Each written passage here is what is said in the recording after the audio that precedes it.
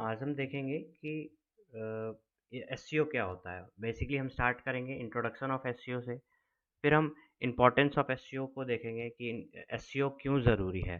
जैसा कि हम सब जानते हैं कि हम एड्स चला के भी अपना जो कन्वर्जन होता है वो कर लेते हैं, लेकिन SEO and of the day क्यों ज़रूरी है? क्योंकि अगर आप एक वेबसाइट ओनर हो या आपके पास सोशल मीडिया है, तो आप वहाँ पर अपने प्रोडक्ट की लिस्टिंग करके एड्स वगैरह भी चला के आप अपने आपको अगर कुछ प्रोडक्ट सेल करना है तो वो आप इजीली लोगों तक पहुँच सकते हो एड से। लेकिन एसईओ क्यों ज़रूरी है वो भी आज हम समझेंगे। और टाइप्स ऑफ एसईओ, एसईओ के कितने टाइप होते हैं ये भी हम देखेंगे। लेकिन हम पहले समझते हैं कि एसईओ क्या है। Introduction of SEO. SEO stands for search engine optimization. It is a practice of optimizing. See यहाँ पे जो एक वर्ड है ना, प्रैक्टिस, ये कंटिन्यू प्रोसेस है। एसईओ जो है वो आप हमेशा टेस्ट करोगे, प्रैक्टिस करोगे, ठीक है, और आप चीज़ों को ऑप्टिमाइज़ करोगे अपने वेबसाइट पर ताकि आप हायर रैंक कर सको। एसईआर पे means search engine result pages में आप अपने प्रैक्टिस करते हुए आप चीज़ों को वेब ऑप्टिमाइज़ करोगे अपने वेबसाइट्स को, ताकि जब कोई user when a user search for a particular keyword और फ्रेज, जब भी कोई यूज़र जो है वो अगर किसी कीवर्ड को लिख रहा है और अगर वो आपके कैटेगरी से बिलोंग करता है कीवर्ड, तो आपका गोल ये है एसईओ में कि आप उस कीवर्ड पे अपने वेबसाइट को टॉप पे लाएं, टॉप 10 में, या पहले एक फर्स्ट पेजेस में, या एटलीस्ट पहले 2 पेजेस में आप ज़रूर लाएँ, ठीक है?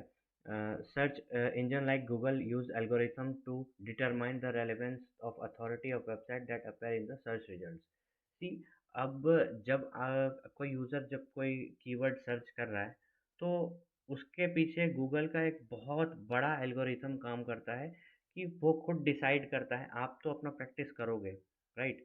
जो भी चीज़ें मैं आपको इस कोर्स में बताऊँगा कि ये सब करते हैं, फिर हम अपने रैंक आते हैं। लेकिन गूगल का जो एल्गोरिथम है, इसके पीछे बहुत बड़ा एल्गोरिथम है कि वो किस बेस पे, किस क्राइटेरिया पे, किस वेबसाइट को रैंक करेगा। जो वेबसाइट रैंक हो रही है वो अथॉरिटी वेबसाइट होना चाहिए। ऐसा नहीं कि मैंने आज वेबसाइट बनाया और मैंने काम करना स्टार्ट कर दिया एसईओ पे, 1 महीने के अंदर मैंने पूरा एसईओ कर डाला अपने वेबसाइट का, तो अगले दिन से वो रैंक करेगी। जब भी आपका डोमेन या वेबसाइट नया होता है तो उसको कुछ टाइम लगते हैं। एटलीस्ट अगर आपका वेबसाइट बिल्कुल नया है तो उसको अथॉरिटी पाने के लिए आपको सबसे पहला गूगल का है कि आप रेलेवेंट चीज़ें अपलोड करो आप अपने नीश से। ऐसा नहीं है कि आप कीवर्ड स्टफिंग कर रहे हो और बस ट्रैफिक लाने के लिए आप कुछ भी आप अपने वेबसाइट पे पोस्ट कर रहे हो ताकि लोग आपको सर्च करें। आपको एक नीश पकड़ो, उस नीश जैसे हम किसी भी एक पर्टिकुलर आप कह सकते हो कैटेगरी में मैंने अपना वेबसाइट बनाया, ठीक है। अब उस कैटेगरी पे मैं उस चीज़ के रेलेवेंट मतलब आप देखोगे कि पहले होता था कि लोग कीवर्ड स्टफ़ कर देते थे और उनका website over the night rank कर जाता था। ये चीज़ अभी भी है, लेकिन गूगल अब काफ़ी स्मार्ट हो चुका है। वो समझ जाता है कि ये एक न्यू वेबसाइट है और इतनी जल्दी ये कैसे रैंक कर गया। आप मोस्टली आप इसका एग्ज़ाम्पल देख सकते हो। आप कोई भी अगर आप कुछ क्वेश्चंस अगर डालो, तो उसके सामने कुछ अथॉरिटी वेबसाइट्स ही आएँगे। सपोज़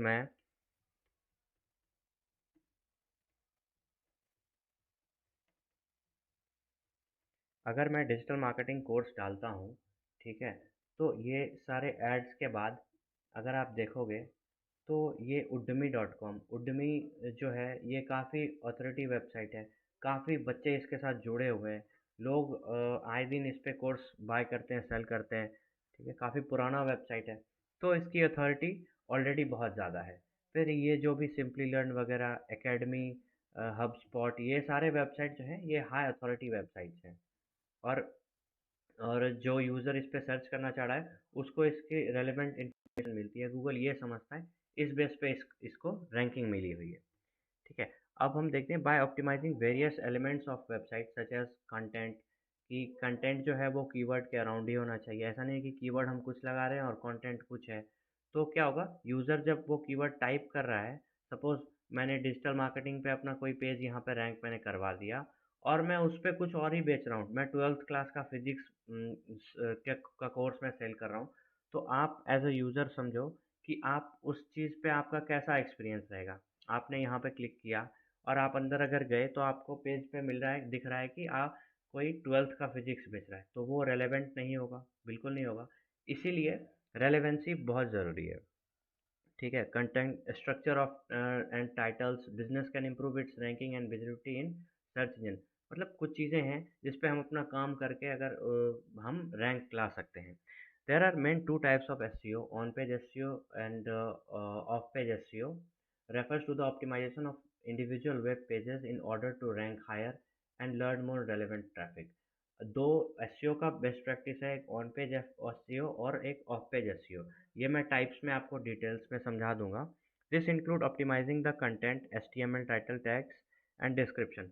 ऑन पेज में आप बेसिक समझो कि जो वेबसाइट के ऊपर होता है, वेबसाइट हम अपने वेबसाइट में चेंजेस करते हैं, उसको ऑप्टिमाइज करते हैं, उसको ऑन पेज बोला जाता है। और ऑफ पेज मतलब हम अपने वेबसाइट के पेज के बाहर, मतलब अपने वेबसाइट को छोड़ के हम किसी और प्लेटफॉर्म पे अपने वेबसाइट को प्रमोट कर रहे हैं, वहाँ पर हम सबमिशंस कर रहे हैं या हम बैकलिंक्स बना रहे हैं, तो ये ऑफ पेज सबमिशन हुआ।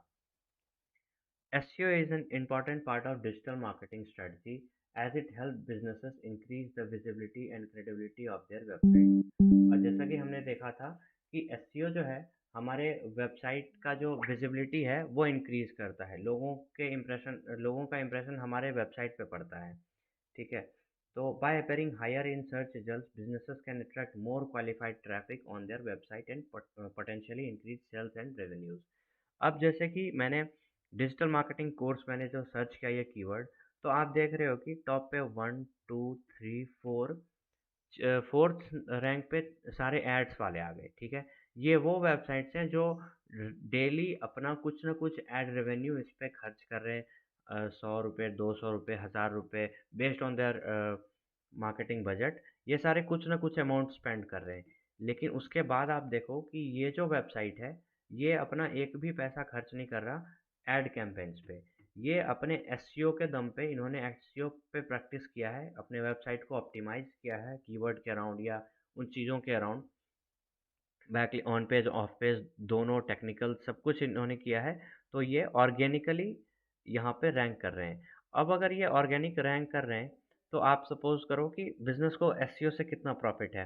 पहली बात तो अगर ये चीज़ उनको आता है, कोई बिजनेस ओनर है वो कर रहे हैं, तो उन्होंने ऑप्टिमाइज किया अपने वेबसाइट को। अगर ऑर्गेनिकली उनका वेबसाइट रैंक हो गया, तो पहली बात तो उनका ऐड का रेवेन्यू नहीं लगेगा। अगर इनका ऐड रेवेन्यू ख़त्म हो गया, कल को इन्होंने ऐड अपना बंद कर दिया, तो यहाँ पे वो टॉप पे रैंक नहीं करेंगे। लेकिन आप अगर आप देखोगे तो ये सारे वेबसाइट्स हमेशा के लिए, अगर ये कंटिन्यू प्रैक्टिस करते रहते हैं अपने वेबसाइट पे, तो ये हमेशा के लिए रैंक करेंगे। तो ये बेसिकली एसईओ का इंट्रोडक्शन था। अब हम समझेंगे कि इम्पोर्टेंस ऑफ एसईओ। So अभी हम देखेंगे importance of SEO। There are several reasons why SEO is important for businesses। जैसा कि मैंने आपको SEO के इंट्रोडक्शन में बताया कि एड्स जो भी चलते हैं, तो एड्स जो हो गया वो पेड एडवर्टाइजिंग है, उसके बिहाफ में आप पे करते हो गूगल को या किसी भी प्लेटफॉर्म को, तब आप टॉप पे शो करते हो। लेकिन SEO क्या है, आप कुछ प्रैक्टिस करोगे, कुछ टाइम तक कंटिन्यू अगर प्रैक्टिस करते जाते हो, चीज़ों को ऑप्टिमाइज़ करोगे अपने नीश में। जैसे मैं अगर डिजिटल मार्केटिंग कोर्स बना रहा हूँ, तो मैं देखूंगा कि मेरे कॉम्पिटिटर्स भी कोर्स बना रहे हैं, तो उनका वेब पेज जो रैंक कर रहा है, सी एज अगर आपका कोई नया वेबसाइट है, जैसे कि मेरा कोई नया वेबसाइट है, तो मैं अपने माइंड से कुछ कर लूँ और वो रैंक हो जाए, दिस इज़ नॉट पॉसिबल। तो आपको अपना कॉम्पिटिटिव एडवांटेज एडवांटेज यहाँ से लेना पड़ेगा। आप अपने रिलेटेड कीवर्ड्स डालो और देखो कि आप के कीवर्ड्स पे टॉप 10 में या टॉप 20 में कौन रैंक कर रहे हैं।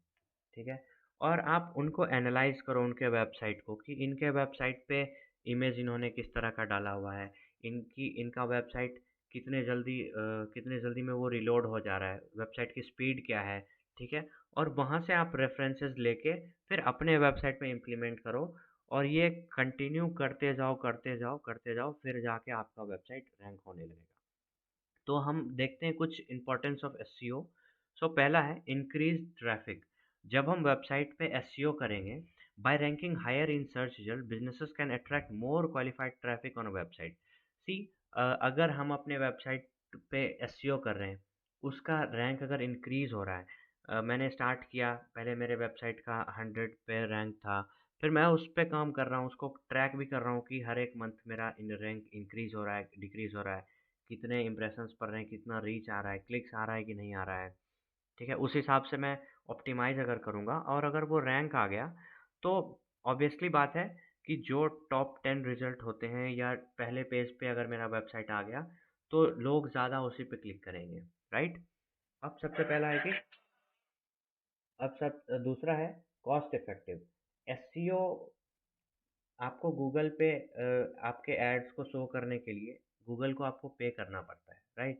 लेकिन एसईओ जो है, ये अगर आपका स्ट्रैटेजिकल माइंड है, आप स्ट्रैटेजी लगा पा रहे हो खुद से, अगर आप एक एसईओ स्पेशलिस्ट हो या आप एक बिजनेस ओनर हो, अगर आप खुद से भी ये चीज़ कर सकते हो, थोड़ा टाइम लगता है सीखने में, ऑन पेज ऑफ पेज ये प्रैक्टिसेस, फिर आप कंटिन्यू अगर करते जाओगे तो आपको यहाँ पर कॉस्ट नहीं लगेगा, right? SEO is cost effective marketing strategy because it target users who are actively searching for product और services on your business offers. अब हम हमारे एसईओ में क्या होता है कि एक कीवर्ड रिसर्च हम करते हैं, राइट? उससे हमें पता चलता है कि अगर मैं डिजिटल मार्केटिंग कोर्स पे कीवर्ड रिसर्च करूं, तो मुझे काफ़ी सारे कीवर्ड्स ऐसे मिलेंगे जिनका सर्च वॉल्यूम उसको बोलते हैं कि इतने मतलब लोग इतने लोग इस कीवर्ड को सर्च करते हैं। सपोज मुझे कोई एक ऐसा कीवर्ड मिल गया जिसको 2000 लोग सर्च कर रहे हैं और उस पर कॉम्पिटिटर्स बहुत कम काम कर रहे हैं, तो मेरे लिए वो बहुत ही अच्छा अपॉर्चुनिटी होगा कि मैं भी उस पर काम करूं और 2000 लोग जो हैं वो मेरे वेबसाइट पे आ सकते हैं। तो एक स्ट्रेटजी हम लोग लगाते हैं, increase credibility, ranking high in search result can increase the credibility of your website as it shows that website is trusted source of information. अगर आप अपने रेलेवेंट चीज़ों पे काम कर रहे हो, आप अपने नीश पे हो और आप रेलेवेंट चीज़ इंफॉर्मेशन प्रोवाइड करवा रहे हो, गूगल का क्रॉलर भी अगर आपको समझ रहा है, तो वो खुद आपके वेबसाइट को ऑर्गेनिकली बूस्ट देगा और आपका वेबसाइट रैंक करेगा। Better user experience, by optimizing your website for search engines, you can also improve your user experience by making it easier to user to find what they are looking for. अब देखो, website हमारा rank कर गया, ठीक है? इसके लिए कई सारे क्राइटेरिया होता है। सबसे ज़्यादा है कि आप वेबसाइट को जब रैंक कराओगे, तो जो आप प्रैक्टिस करोगे ना वेबसाइट पे, तो आपका वेबसाइट बहुत अच्छा बनेगा, यूज़र एक्सपीरियंस के लिए भी, और गूगल भी उसको समझेगा कि नहीं, ये बहुत सही वेबसाइट है। बेटर कन्वर्जन रेट, अब वही रिलेटेबल है कि जैसे ही वेबसाइट ऊपर जाएगा, रैंक उसका हाई होगा, ट्रैफिक इंक्रीज होगा। अगर मेरे वेबसाइट पे 2000 लोग आ रहे हैं और मेरा वेबसाइट अगर पहले पेज पे रैंक कर रहा है, तो उन 2000 लोगों में से अगर मैं 10% भी अगर लेके चलूँ कि उन्होंने फाइनल कन्वर्जन किया या मेरे कोर्स को बाय किया या कुछ भी जो मेरा कन्वर्जन है, तो मेरा कन्वर्जन रेट बढ़ेगा इस प्रैक्टिस से। Overall SEO is an important part of digital marketing strategy because it help businesses increase their visibility, attract qualified traffic and improve the credibility and user experience. So अब हम देखेंगे types of SEO. Basically हमें web SEO के कई types होते हैं, लेकिन basically हम इसे तीन भागों में हम पढ़ते हैं: on page SEO, off page SEO और टेक्निकल एसईओ। ठीक है, there are several types of SEO search in, but there are most common one are on page SEO. अब जैसा कि मैंने आपको बताया, इसको हम बहुत ही इजी लैंग्वेज में समझते हैं कि ऑन पेज एसईओ क्या है। आप जब किसी वेबसाइट का, हम जैसे एग्जांपल लेते हैं, सपोज मैं डिजिटल मार्केटिंग में खोल रहा हूँ, सपोज कि ये एक वेबसाइट है, राइट? अब इस वेबसाइट का ये पेज है, ओके? अब ऑन पेज एसईओ को आप ऐसा समझिए कि ये आपके वेबसाइट के अंदर, ये mailchimp.com के अंदर इस पेज पे आप जो भी एक्टिविटी कर रहे हो उसको ऑप्टिमाइज़ करने के लिए और उसको बेहतर से बेहतर बनाने के लिए, यूज़र और गूगल के लिए, वो आपका हो जाता है ऑन पेज एसईओ। अब ऑन पेज एसईओ में हर वो चीज़ जो इस वेबसाइट के पेज पे आपको दिख रही है, वो ज़रूरी होता है। सबसे पहला अगर हम स्टार्ट करें, तो इसको यूआरएल बोलते हैं, ठीक है? ये जो आपका यूआरएल है, यहाँ से ये डोमेन हो गया, और उसके बाद का जो स्लग है ये कंप्लीट एक यूआरएल बनता है। सबसे ऊपर से स्टार्ट करते हैं। फिर अगर हम देखें प्रोडक्ट, रिसोर्सेज, इंस्पिरेशन, प्राइसिंग, ये सारे हेडर्स इसको बोला जाता है। और ये जो आपका है ये कंटेंट का पार्ट है, जिसमें हम कंटेंट डालते हैं। ये आपका बैनर हो गया, जो आपके कंटेंट से रिलेटेड होना चाहिए। ठीक है। ये जो आप कभी वेबसाइट पे ब्लॉग्स वगैरह पढ़ते होगे तो आपको दिखता होगा इस टाइप का कुछ क्लिकेबल। ये देखो यहाँ पे क्लिकेबल नहीं है। ठीक है, मैं यहाँ पे क्लिक करूँ ये रिडायरेक्ट, लेकिन कुछ एलिमेंट्स आपको क्लिकेबल दिखेंगे। इसको एसईओ में इसको इंटरलिंकिंग बोलते हैं। ठीक है, ये देखो क्लिकेबल है। ठीक है। अब आप पैराग्राफ्स, ये देखो आपका हेडिंग है, हेडिंग है। फिर ये सेकंड हेडिंग है, ये आपका पैराग्राफ है। ठीक है, इंटरलिंकिंग है, फिर पैराग्राफ है। तो ये जितने भी चीज़ें आपको पेज पे दिखने मिलती हैं वो सभी ऑन पेज एसईओ में आते हैं। और इसको हम ऑप्टिमाइज करते हैं यूआरएल से लेके मैंने आपको हेडर का बताया, कंटेंट का बताया, H1 ये जो टैग्स हैं, हेडिंग टैग्स इसको बोलते हैं, H1 H2 H3, ये सारे हो गए। उसके बाद लास्ट में जो आप हर एक वेबसाइट पे जाओगे तो एक आपको कॉल टू एक्शन बटन होगा कि take your business to the next level, start today. ये आपका कॉल टू एक्शन हो गया। फिर रिलेटेड लिंक्स, इसी वेबसाइट के डिजिटल मार्केटिंग से रिलेटेड लिंक्स यहाँ पे पड़े हुए हैं, क्लिकेबल होते हैं। इस पर हम क्लिक करेंगे और इस पेज पे हम रिडायरेक्ट हो जाएंगे। इसको इंटरलिंक बोला जाता है। और ये सेक्शन आप जो देखोगे लास्ट में, जिसमें आपको contact us, terms conditions, about us, our story, ये सब टाइप का जो आपको मिलेगा, वेबसाइट का एड्रेस, किस कई में मैप्स रहते हैं, आपको सोशल मीडिया लिंक्स लास्ट में, इसको फुटर बोलते हैं। स्टार्टिंग का जो पार्ट है इसको हेडर बोलते हैं, और एंड का जो पार्ट है उसको फुटर बोलते हैं। बीच का पार्ट जो होगा वो, अगर आप ई कॉमर्स वेबसाइट बनाए तो प्रोडक्ट का होगा। फिर आप ये कंटेंट होगा उस पे, जो हेडिंग्स होते हैं हेडिंग्स होंगे।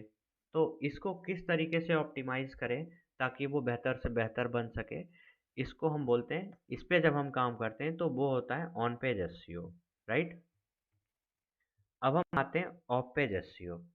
ऑफ पेज एसईओ हम कह सकते हैं कि मैंने जैसे आपको बताया कि मैं जब इस वेबसाइट पे काम कर रहा हूँ, तो जब तक मैं इस वेबसाइट के ऊपर ऑप्टिमाइज कर रहा हूँ वो मेरा हो जाता है ऑन पेज एसईओ। और जब मैं अपने ही वेबसाइट के लिए बाहर से मैं बैकलिंक्स बना रहा हूँ या बाहर से मैं कुछ कर रहा हूँ, तो वो हो जाता है ऑफ पेज एसईओ। अपने वेबसाइट से हट के मैं अपने वेबसाइट के लिए जो भी चीज़ कर रहा हूँ वो हो जाता है ऑफ पेज एसईओ।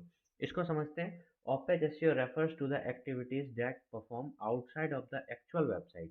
जो मेरा एक्चुअल वेबसाइट है उसके बाहर से मैं जो भी एक्टिविटीज़ करूँगा वो ऑफ पेज एसईओ होता है। वो मैं आपको बताऊंगा कि एक्टिविटीज़ क्या होता है। In order to improve the search engine ranking, some examples of off-page activities include link building, social media marketing and influence outreach। अब देखो, सपोज कि मेरा कोई वेबसाइट है, ओके, मेरा कोई वेबसाइट है, उस पे मैंने ऑन पेज का आपको बता दिया कि ऑन पेज पे हम अपने वेबसाइट पे रह के उसको ऑप्टिमाइज करते हैं टाइम टू टाइम। अब ऑफ पेज क्या हुआ, वेबसाइट के बाहर जाके हम एक्टिविटीज़ करते हैं और वहाँ से हमें बैकलिंक्स मिलता है। अब बैकलिंक्स कैसे मिलेगा, सपोज ये मेरा गेट स्किल्स ब्लॉग एक वेबसाइट है जिसमें मैं पर्सनल फाइनेंस और इन्वेस्टिंग पे मैं ब्लॉग लिखता हूँ, ओके।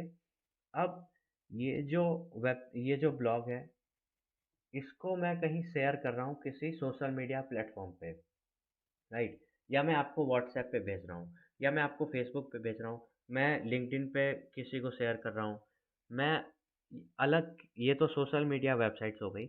मैं अलग किसी वेबसाइट पे मैं एक ब्लॉग पोस्ट कर रहा हूँ गेस्ट पोस्ट पे, और मैं वहाँ बता रहा हूँ कि ये जो know the difference between trading and investing, ये टाइटल मैंने वहाँ डाला, और वहाँ पर क्लिकेबल जो मैंने आपको दिखाया, क्लिकेबल एक लिंक डाल के मैंने अपने वेबसाइट का लिंक उसमें डाल दिया। तो क्या होता है कि ये सब सिग्नल्स जो दूसरे वेबसाइट से मेरे वेबसाइट की ओर आएंगी, सपोज मैंने फेसबुक पे लोगों को शेयर किया, लोग क्लिक करके आ रहे हैं मेरे वेबसाइट पे, लेकिन उनका सोर्स जो है, सोर्स और मीडियम जो है वो अलग है। वो आ रहे हैं सोशल मीडिया साइट से, कोई लिंक्डइन से आ रहा है, कोई किसी ब्लॉग पे पढ़ रहा है, वहाँ पर मेरा पोस्ट पड़ा हुआ है, या मेरा इमेज जो है, इमेज किसी पिंटरेस्ट जैसी वेबसाइट है। पिंटरेस्ट आपको मैं दिखाता हूँ एक पिंटरेस्ट का एग्जांपल। पिंटरेस्ट एक ऐसा वेबसाइट है जहाँ पर आप इमेज सबमिट करते हो। ओके, तो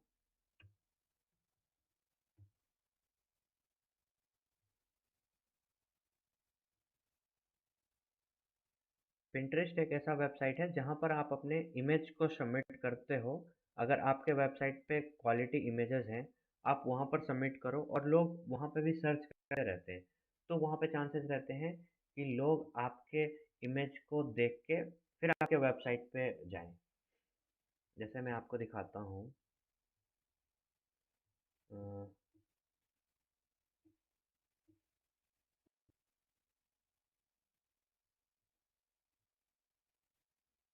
अभी जैसे आप देखो ये इमेज है, ये इमेज देख लो आप। इमेज अपलोड है, वेबसाइट का लिंक। ये इमेज देखो यहाँ पर जो इमेज इन्होंने डाला हुआ है। तो अगर मैं, इन्होंने साथ में लिखा हुआ है 25 most inspirational quotes from Marvel movies. तो अगर मैं यहाँ पर क्लिक करता हूँ तो मैं पिंटरेस्ट के प्लेटफॉर्म को छोड़ के मैं इस वेबसाइट पे जाऊँगा। राइट, ये जो geekswing.com है, मैं इस वेबसाइट पे जाऊँगा। तो गूगल को एक सिग्नल मिलता है कि ये काफ़ी अच्छे अच्छे प्लेटफॉर्म से इस वेबसाइट को बैकलिंक मिला हुआ है। तो वहाँ से ऑफ पेज एक्टिविटी जब हम करते हैं तो हमारी वेबसाइट की अथॉरिटी बिल्ड होती है। जितने अच्छे क्वालिटी वेबसाइट से हमें बैकलिंक मिल रहा है, गूगल वो चीज़ ट्रैक कर लेता है बहुत ईजिली।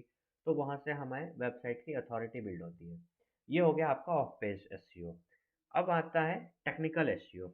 टेक्निकल एसईओ एक टेक्निकल टर्म होता है। इसमें हम अपने ऑन पेज हम अपने वेबसाइट के पेज पे चीज़ों को हम ऑप्टिमाइज़ करते हैं। ऑफ पेज में हम अपने वेबसाइट को वेबसाइट के बाहर जाके हम अपने वेबसाइट के लिए जो एक्टिविटीज़ करते हैं वो ऑफ पेज एसईओ है। टेक्निकल एसईओ जो वो होता है कि technical SEO refers to the optimisation of websites technical aspects. अब वेबसाइट में काफ़ी चीज़ें टेक्निकल होती हैं, उसको ऑप्टिमाइज़ करना टेक्निकल एसईओ होता है। In order to improve the search engine rankings, this include optimising the website speed, mobile friendliness and security. अब देखो वेबसाइट पे ना काफ़ी चीज़ें टेक्निकल जो हैं वो क्रूशियल होती हैं। अब जैसे कि वेबसाइट का अगर आप ब्लॉग यूआरएल देखोगे तो आप नोट करोगे कि कई सारे वेबसाइट्स जो हैं वो एच और एच होते हैं वेबसाइट में। तो एच और एच के बीच में एक यही डिफरेंस है कि जिस वेबसाइट पे एच है, that website is not secure. तो उसको, उसमें इसको एस जो लगा हुआ होता है इसको एसएसएल सर्टिफिकेशन बोलते हैं। जिस वेबसाइट ने SSL certification I mean H किया हुआ है तो वो वेबसाइट थोड़ा सिक्योर होता है। यूज़र जो है, अगर मैं इस सिक्योर वेबसाइट है आपका एच है वेबसाइट, तो यूज़र जब भी कुछ आएगा, सपोज़ मेरे ब्लॉग के नीचे वो कमेंट कर रहा है या अपना ईमेल आईडी यहाँ डाल रहा है, तो वो एक ट्रस्ट बिल्ड होता है कि नहीं ये वेबसाइट सिक्योर है, मैं यहाँ पर अपना ईमेल आईडी या फ़ोन नंबर या जो भी डिटेल्स है मैं डाटा इनके साथ शेयर कर सकता हूँ। अब जो वेबसाइट सिक्योर नहीं है उसके साथ आप डाटा शेयर करने के लिए थोड़ा आप अनसिक्योर फील करोगे और आप डाटा शेयर नहीं करोगे। This is not a good practice, लोग नहीं शेयर करते हैं। तो दिस इज़ क्रूशियल। एक ये हो गया सिक्योरिटी के रीज़न से, और भी बहुत चीज़ें होती हैं जैसे कि वेबसाइट का स्पीड, कितनी जल्दी वेबसाइट एक यूज़र को ओपन हो रहा है। तो ये इस चीज़ों पे भी सपोज़ कि मैंने बहुत अच्छा बैकलिंक बना लिया, मैंने बहुत अच्छा एसईओ कर लिया और मेरा वेबसाइट काफ़ी पुराना है, 2 साल 3 साल पुराना है, तो आपके मन में होगा कि मैं कुछ भी कंटेंट अगर लिख दूँ तो वो रैंक कर जाएगा। लेकिन ऐसा बात नहीं है। जब हम एसईओ की बात करते हैं ना, तो एक-एक ये तीनों चीज़ जो है ऑन पेज, ऑफ पेज और टेक्निकल, तीनों एक दूसरे पे डिपेंडेंट होते हैं। मैंने जैसा बताया स्टार्टिंग में कि नया वेबसाइट है रैंक नहीं कर पाएगा, तो आप 2 साल उस पे काम कर लो और ऑन पेज अच्छे से कर लिया, ऑफ पेज अच्छे से कर लिया, लेकिन आपने अपना एसएसएल सर्टिफिकेट भी लगा लिया, वेबसाइट आपका सिक्योर हो गया, लेकिन आपका वेबसाइट क्या है कि खुलता बहुत, आपका वेबसाइट का लोडिंग जो है वो बहुत स्लो है। मतलब 2-3 मिनट ले लेते हैं वेबसाइट खोलने में। तो वहाँ पे जब कोई यूज़र आएगा तो उसका एक्सपीरियंस जो है वो बहुत ही भद्दा होगा। वो क्लिक करेगा और फिर बैक हो जाएगा, तो गूगल इस चीज़ को नोट करेगी और आपके वेबसाइट का रैंक धीरे धीरे धीरे धीरे वो लो हो जाएगा। तो हमें अपने वेबसाइट के टेक्निकल चीज़ों पे भी कंटिन्यू काम करना होता है। हम अपने वेबसाइट की स्पीड को चेक करते हैं और वेबसाइट की स्पीड को कई सारे टेक्निक्स होते हैं जिस पे हम आगे डिटेल में बात करेंगे जब एक एक चीज़ हम करेंगे। तो वेबसाइट की स्पीड और मोबाइल फ्रेंडनेस है या नहीं है, सिक्योरिटी है या नहीं, इन सब चीज़ों को भी हम कंसीडर करते हैं टेक्निकल एसईओ में। अब लोकल एसईओ और ई कॉमर्स एसईओ ये दो अलग चीज़ें हैं। टाइप में मैंने लिख दिया कि मैं आपको डिटेल डिस्क्राइब कर दूँ। लोकल एसईओ सी अगर मैं कुछ ई कॉमर्स चीज़ें बेच रहा हूँ सपोज़, तो मेरा टारगेट अगर ऑडियंस पूरे इंडिया में मैं अपने डिलीवरी बॉय के थ्रू मैं उस प्रोडक्ट को डिलीवर कर पा रहा हूँ, देन दैट इज़ फाइन। लेकिन कुछ बिजनेसेस ऐसे होते हैं जिनका वेबसाइट होता है लेकिन they cannot provide their services across the India, yeah, across the entire location. So they basically their target audience are very narrow and they उनका जो टारगेट ऑडियंस होता है वो किसी पर्टिकुलर प्लेस में होता है या किसी सिटी में होता है। इसका एग्जांपल आप सबसे अच्छा ले सकते हो किसी लोकल रेस्टोरेंट का, राइट? आप किसी लोकल रेस्टोरेंट का देखो, वहाँ पर उनके पास वेबसाइट है। पूरे इंटरनेशनल लोग जो उनके वेबसाइट को एक्सेस कर सकते हैं, पढ़ सकते हैं, जो भी ब्लॉग्स वगैरह लिख रहे हैं। लेकिन उनका टारगेट ऑडियंस क्या होता है?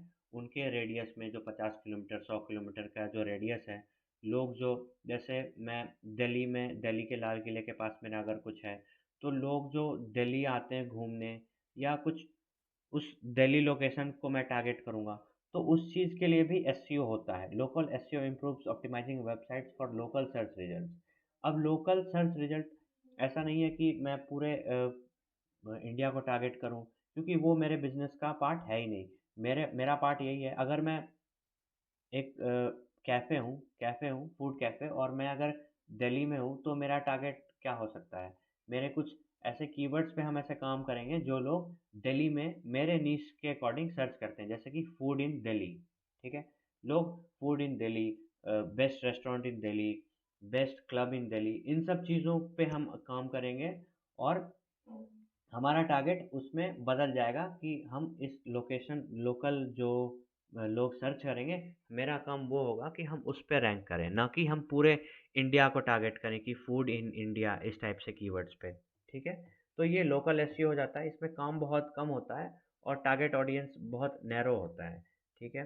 तो कीवर्ड्स का जब आप इस पे रिसर्च करोगे तो काफ़ी सारे कीवर्ड्स, ये आप कह सकते हो कि थोड़ा आसान भी है। लोकल एसईओ पे अगर आप 3-4 महीने काम करो अपने वेबसाइट पे, अगर अच्छे से ऑप्टिमाइज हो गया, तो आपका लोकल, क्योंकि कंपटीशन कम हो जाता है, ठीक है?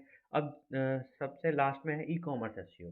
Ecommerce SEO is a process of optimising an online store for search engines. This includes optimizing product pages, category pages, and other elements of the websites and make it more visible to search engines and attract more relevant traffic. अब e commerce SEO क्या होता है कि कोई e commerce website है।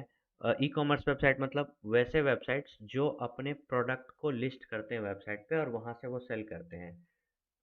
वो ads भी चलाते हैं और साथ साथ बहुत सारे ई कॉमर्स वेबसाइट अपना एसईओ भी करते हैं ताकि वो ऑर्गेनिक, मैंने आपको जैसे पिछले में बताया था पहले एग्जांपल्स में कि कैसे कोई प्रोडक्ट टॉप पे रैंक करता है तो उसकी क्या क्या बेनिफिट्स हो सकती है।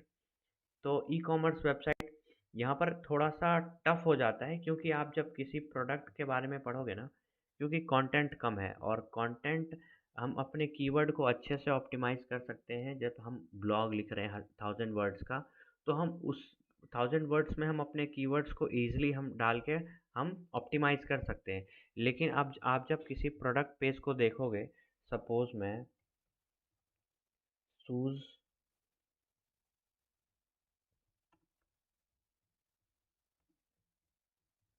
बाय शूज़ ऑनलाइन अगर मैं लिखता हूँ, तो बेसिकली इसमें ना आपको फ्लिपकार्ट और अमेज़न या ऐसे जो बिग बिग ब्रांड्स हैं, आपको उन्हीं का आएगा। मिंत्रा का देख लो, अमेज़न का देख लो, क्योंकि इस पे काफ़ी सारे काफ़ी पुराना वेबसाइट है और काफ़ी ट्रस्टेड है। लोग यहाँ पर डायरेक्ट यहीं पे जाते हैं, एजियो.com। लेकिन अगर मैं किसी shopperstop.com को देखूँ, ये कोई रैंडम सा वेबसाइट है। तो अगर मैं इसके फुटवेयर किसी प्रोडक्ट पेज को देखूँ, ये इनका कैटेगरी है मेन का, वो रैंक कर रहा है। अगर मैं प्रोडक्ट पेज को देखूँ, जैसा कि मैंने आपको बताया कि ब्लॉग पे हम इजीली कीवर्ड्स टारगेट करके हम रैंक कर सकते हैं, लेकिन आप जब किसी प्रोडक्ट को रैंक करने की बात कर रहे हो ना, तो प्रोडक्ट में क्या होता है कि कंटेंट बहुत कम हो जाता है, राइट? तो उसको रैंक करा पाना फिर बहुत मुश्किल हो जाता है। तो इस पे ऑन पेज, ऑफ पेज और टेक्निकल तीनों चीज़ बहुत ही अच्छे से हमें काम करना पड़ता है, क्योंकि आप देखो यहाँ पर कंटेंट कुछ भी नहीं है। बुलेट पॉइंट्स हमें यूआरएल, हमारा जो एक हेडिंग होगा प्रोडक्ट टाइटल, और बुलेट पॉइंट्स, थोड़ा बहुत प्रोडक्ट डिस्क्रिप्शन, इन सब चीज़ों में हम अगर कीवर्ड डाल सकते हैं डाल सकते हैं। और कुछ वेबसाइट्स क्या करते हैं कि एक डिटेल्ड डिस्क्रिप्शन लिखते हैं कुछ 300-400 वर्ड्स का, जिसमें वो कीवर्ड डालते हैं। तो यहाँ से इस तरीके से हम अपने ई कॉमर्स का जो पेज है या कैटेगरी है, उसको हम रैंक करते हैं, ताकि हमें फाइनल कन्वर्जन और सेल्स आ सके। तो अभी हमने देखा कि टाइप्स ऑफ एसईओ में हमने